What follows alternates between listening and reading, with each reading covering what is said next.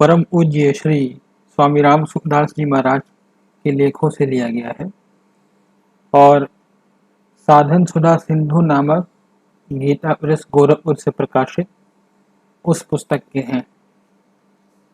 इसमें स्वामी जी लिख रहे हैं कि नाम जप की खास विधि क्या है। खास विधि है कि भगवान के होकर भगवान के नाम का जप करें। हो ही राम को नाम जपू तुलसी तजी कुछ माजू। अब थोड़ी दूसरी बात बताते हैं। भगवान के नाम का जप करो, पर जप के साथ में प्रभु के स्वरूप का चिंतन भी होना चाहिए। जैसे गंगा जी का नाम लेते हैं तो गंगा जी की धारा दिखती है, ऐसे ही बह रही है, ऐसे जा रही है, इस तरह से उनकी धारा दिखती है। गौ माता का नाम लेते हैं तो गाय का रूप दिखाई देता है।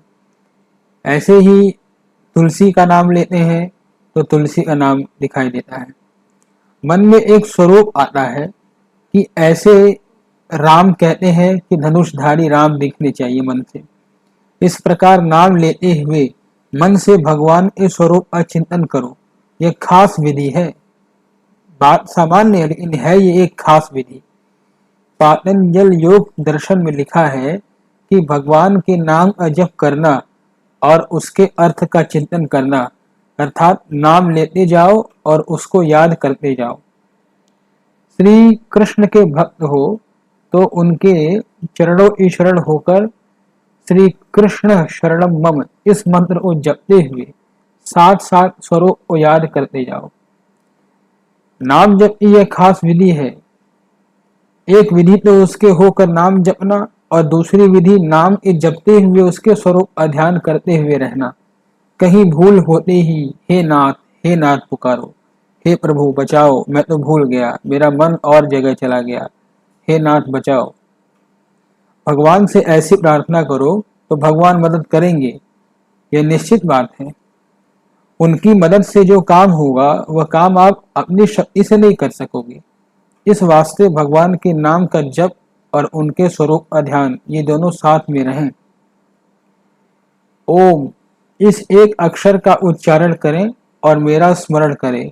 यह जगह जगह बात आती है और गीता में भी 8वें अध्याय के 13वें श्लोक में भगवान कहते हैं ओमित्यकाक्षरम ब्रह्म व्याहरन मामनुस्मरन। इसका मतलब है ओम इस एक अक्षर का उच्चारण करें और मेरा स्मरण करें। इस वास्ते भगवान के नाम जप के साथ भगवान के स्वरूप की भी याद आती रहे। नाम जप दिखावटी पने में ना चला जाए, अर्थात मैं नाम जपता हूँ तो लोग मेरे को भक्त माने, अच्छा माने, लोग मेरे को देखें, यह भाव बिल्कुल नहीं होना चाहिए। यह भाव होगा तो नाम की बिक्री हो जाएगी, नाम का पूरा फल नहीं मिलेगा, क्योंकि आपने नाम को मान बढ़ाई में खर्च कर दिया। इस वास्ते दिखावटीपन नहीं होना चाहिए। नाम जप भीतर से होना चाहिए, लगन पूर्वक।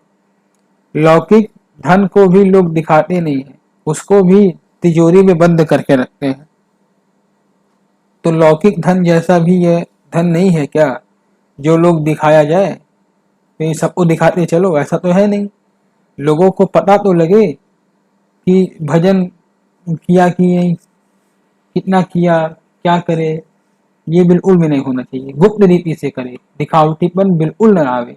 नाम जब भीतर ही भीतर करते रहे, एकांत में करते रहे, मन ही मन करते रहे और मन से पुकारे भी, लोगों को दिखाने के लिए नहीं। लोग देख ले तो उसमें शर्म आनी चाहिए कि मेरी गलती हो गई। लोगों को पता लग गया। हमें एक महात्मा मिले थे, उन्होंने एक बात कही थी कि प्रहलाद जी को इतना कष्ट क्यों पाना पड़ा। तो प्रहलाद जी ने अपना भजन उसको ही जो है प्रकट कर दिया था।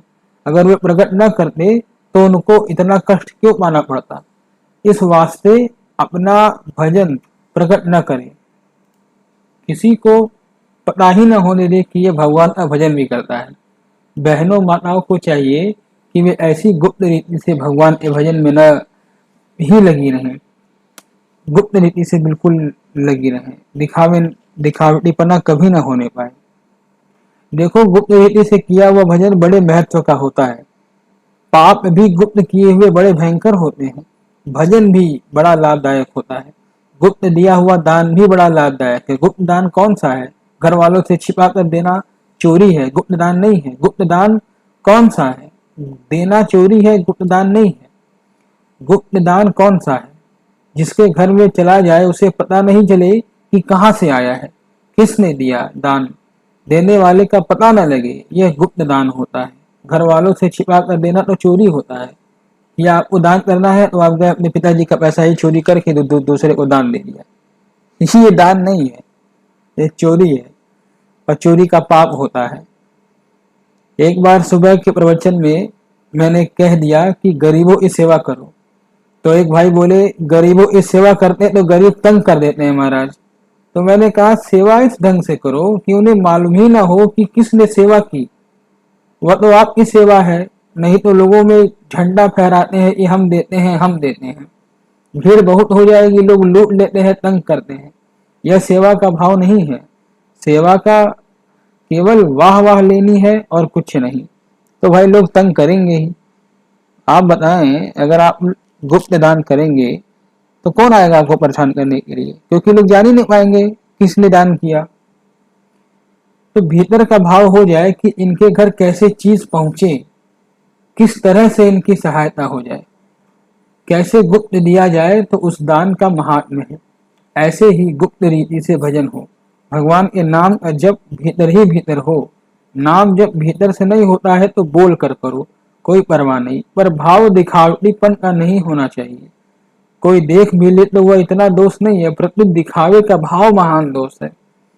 आप नित्य निरंतर भजन में लग जाओ, कहीं कोई देख भी ले तो सावधान हो जाओ। उसके लिए यह नहीं है कि हमारा भजन ही बंद हो जाए, ऐसा नहीं है। कोई देख ले तो कोई बात नहीं है, लेकिन अगर ना देखे तो अच्छा है। यहाँ पर कुछ बातें बताई जाती है। पहली बात, भगवान ए हो और भजन करें। दूसरी बात, भगवान का ध्यान करते हुए भजन करें। तीसरी बात, गुप्त रीति से करें।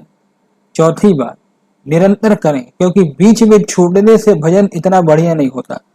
निरंतर करने से एक शक्ति पैदा होती है।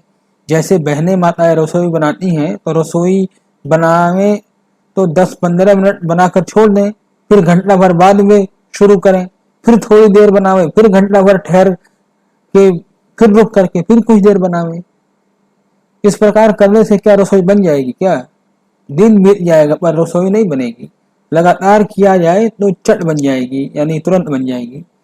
ऐसे ही भगवान का भजन लगातार हो, निरंतर हो, छोटे नहीं, रात दिन सुबह शाम कभी भी छोटे नहीं। नारद जी महाराज भक्ति सूत्र में लिखते हैं कि सब कुछ भगवान के अर्पण कर दे, भगवान को भूलते ही परम व्याकुल हो जाए। जैसे मछली को जल से बाहर कर दिया जाए तो वह तड़फड़ाने लगती है, उसी प्रकार से भगवान की हो जाए, बिल्कुल व्याकुल हो जाए। भगवान को भूल गए तो गजब हो गया, उसकी विस्मृति न हो, लगातार लगातार उसकी स्मृति रहे और प्रार्थना करे, हे भगवान मैं भूलूं नहीं, हे नाथ मैं भूलूं नहीं, ऐसा कहता रहे और नित्य निरंतर नाम जप करता रहे। धन्यवाद। यह लेख साधन सुधा सिंधु नामक गीता प्रेस से प्रकाशित पुस्तक से लिया गया है और ये लेख परम श्रद्धेय स्वामी श्री रामदास जी का है। आप सबको ये कैसा लगा कृपया कमेंट बॉक्स में बताएं।